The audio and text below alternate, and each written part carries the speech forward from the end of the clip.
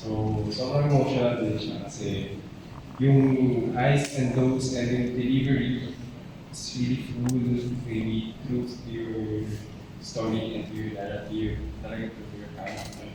My question is, what's pushing you or what inspires you to give more every time that you stand up? Miss Universe. Thank you for that wonderful. Thank you for that wonderful question. Porque, una, nakaka-inspire po yung team. Dahil hard work po talaga. Pinaghirapan namin lahat. Kahit ano pa yung task na na-assign sa'yo, lahat ay nagbigay ng hard work.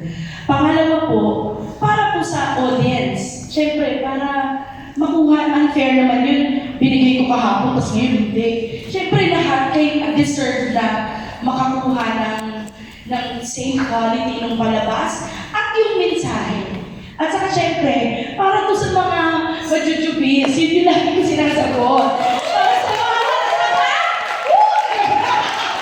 at hindi na mga matataba yung mga binubuli, yung outcasts. Kasi parang, uy, yung merong kinaya niya o naging matapang siya, nilabanan niya sa karera, tapos nanalo.